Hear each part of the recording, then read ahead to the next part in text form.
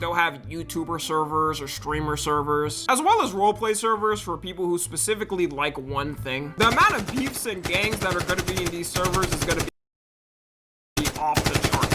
Also, you know, those GTA 6 playlist nights with the homies is the type of stuff you'll be telling your kids. Doing that in GTA 5 with my friends during quarantine saved my mental health. And they'll definitely have way more options of games to pick and better ways for players to make it. The system for it was made over 10 years ago, so with 2026 tech, it'll be like the first iPhone versus the newest one. It shouldn't compare. We're also gonna have a map that's double the size of the last map, with new different types of transportation that we haven't gotten. Hopefully no more Oppressor MK2s. Knowing Rockstar, they'll add a version of it that's even worse than the last one. With all this time waiting, the anti-cheat better be ironclad. I'm talking, if someone gets caught cheating, they get executed publicly in front of Rockstar HQ. Cheaters ruined the last GTA Online, so I'd be damned if they do it again. That's the majority of GTA 6, but if you thought games were done, you'd be wrong. Marvel's releasing Wolverine, which off the trailer already looks peak.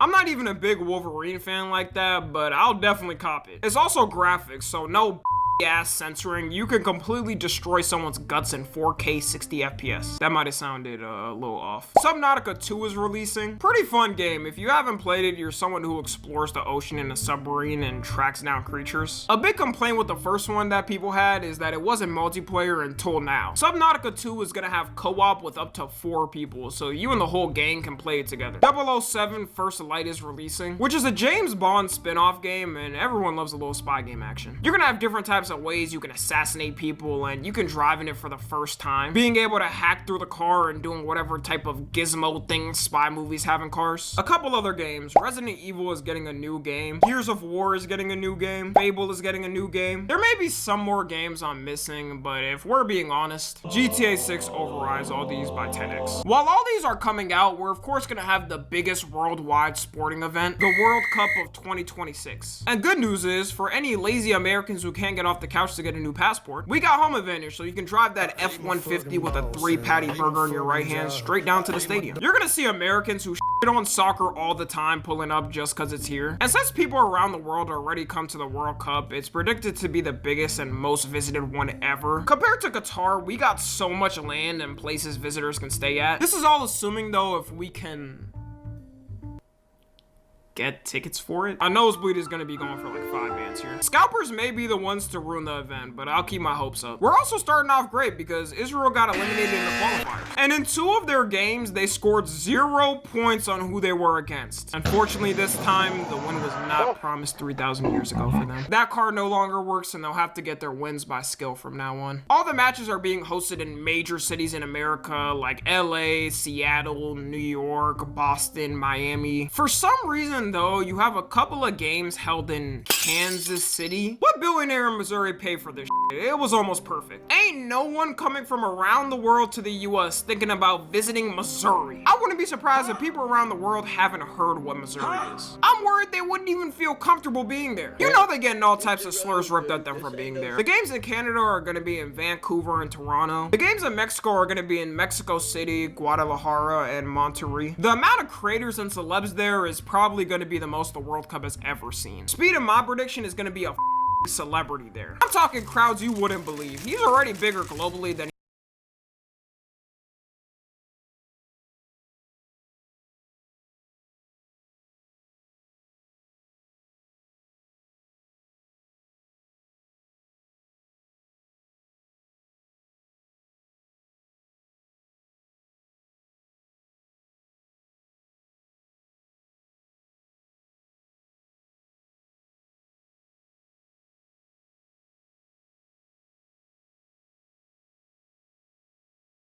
he is in the States. He's gonna be out there interviewing Ronaldo and all the soccer players. You know too, the crowds here are gonna be wild. People are gonna be fighting the opposition team, jumping the barriers. Countries with conflicts with each other are gonna have the crowds beefing. I didn't mention, but this isn't gonna be big just because of the amount of games. It's also 16 more teams than the last one, with the amount of matches going from 64 to 104. Seeing the political climate now, there is a real possibility of countries matching up with each other that hate each other. Can you imagine America versus Canada? We haven't had the best relationship this year. Both countries are going to be throwing up the sets to each other. France versus Senegal. I know Senegal won't make it that far, but this would be crazy because of France's colonial history with it. If Senegal won it, they would never live that down. Now we can move on to movies and TV shows because, man, this about to hit. Marvel's about to cook this year with Spider-Man and Avengers Doomsday releasing. Something Marvel can never go wrong with is a new Spider-Man movie. And the fact though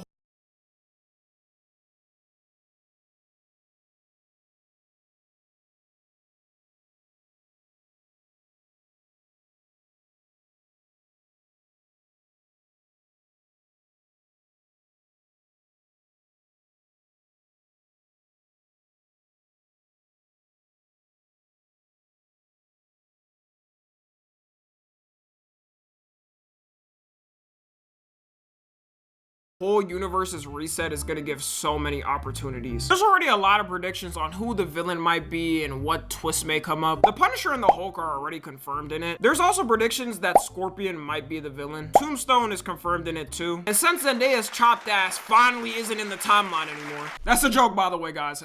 Calm down. Sadie Sink is confirmed in the cast, and although it's not fully confirmed now, everyone's assuming she's the new Mary Jane. Tom Holland, we all understand the switch you're gonna make. I'm saying that like he didn't just get married to Zendaya in real life, which is good because that means I got a chance, right guys? We're around the same age, so it makes sense. In Avengers Doomsday, I don't gotta watch it yet. Doctor Doom as a villain will be peak. I'm not a big comic book fan, so I haven't seen or read much of him as a villain. But who needs that when TikTok edits already show me how much more this has? The fit alone shows me he won't be f***ing around. And since this is two movies connected, it's rumored to be an Infinity War type of ending movie to lead to Secret Wars. People were walking out that movie theater crying, so potentially expect that with this. We also got Toy Story 5 coming out. I know a lot of people didn't like 4 and on it, but the concept for this one makes me have higher hopes. The whole plot is the toys fighting for children's attention after they got taken over by iPads. With this evil looking iPad or lily pad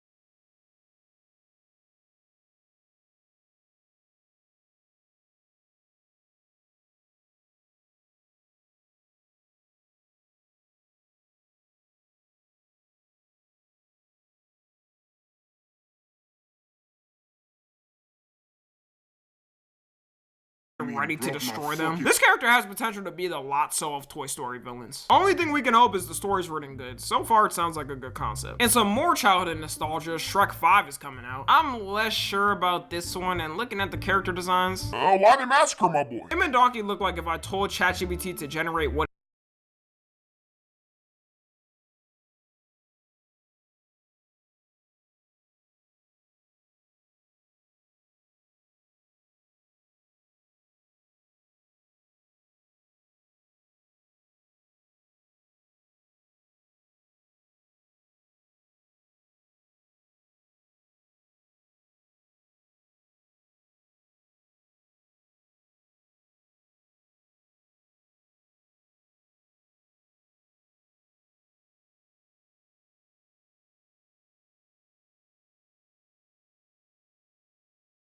it thinks Shrek and Donkey look like. I know they have to upgrade the character designs for modern times, it just looks off. The Super Mario Galaxy movie should recover from this potential loss. The visuals are gonna look so insane and mind-boggling. Super Mario Galaxy off purely aesthetic just feels nice. If you watch gameplay of it now with HD graphics, it holds up so good. Me personally, I like it better than the Super Mario Odyssey aesthetic. The Michael Jackson biopic is releasing. I'm gonna be in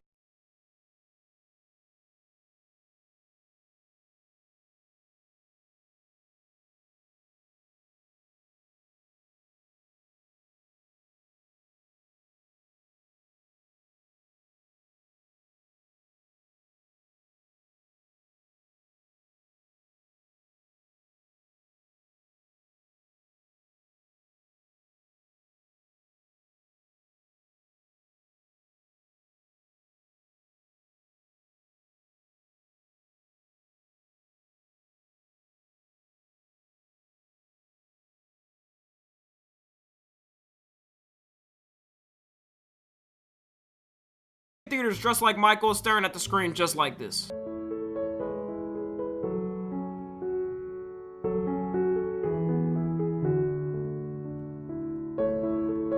They did their thing with picking Jafar Jackson because the way he transitioned from Thriller Michael to Bad Michael was perfect. And it's gonna include all of Michael Jackson's eras if they don't split it up, hopefully. Which means the movie could be 3.5 hours. And at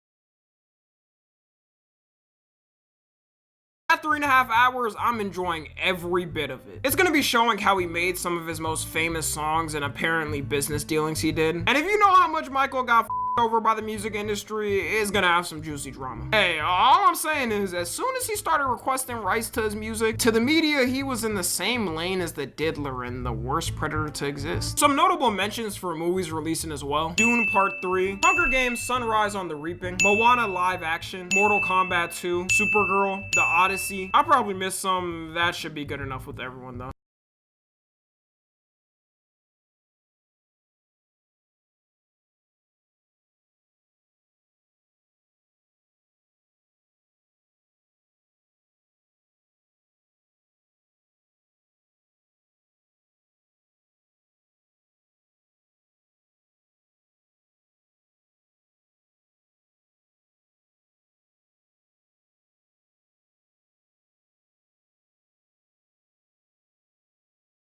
And we'll end it off with the TV shows coming out. The Boys is having its final season come out. And according to the cast and directors, it's gonna be the most graphic one. If you've watched The Boys, you know how insane that is. There is scenes of people getting ripped in half on the show. I'm scared how much further they're gonna take it. They're also not hiding who they're mimicking because... take a wild guess of who this may be alluding to. With the poster, you can get at it already. Homelander's definitely gonna do the sickest he's ever done. It's good they're wrapping it up like this and not extending it because popularity. They could easily go for a couple more seasons and have people watching. In the long term, it would ruin how cohesive the show is and make it kind of bad towards the end. Invincible season 4 is coming out. They've been cooking a lot more than I thought they could after watching the first season. The problem with all these Amazon Prime Video shows is now you gotta pay to get the ads off. They get us every time because I am watching this with no ads. On another website that's name shall not be disclosed and is totally legal to watch on. The second season of the One Piece live action is coming out. I'm surprised because I did not know they would take it this far. It was loved so much though that it got greenlit for a second season. Dexter is also coming back with a new TV show. Daredevil Born Again is getting a second season. As well as something a little smaller, Blade Runner is getting its own show. You guys know that one audio. You look lonely.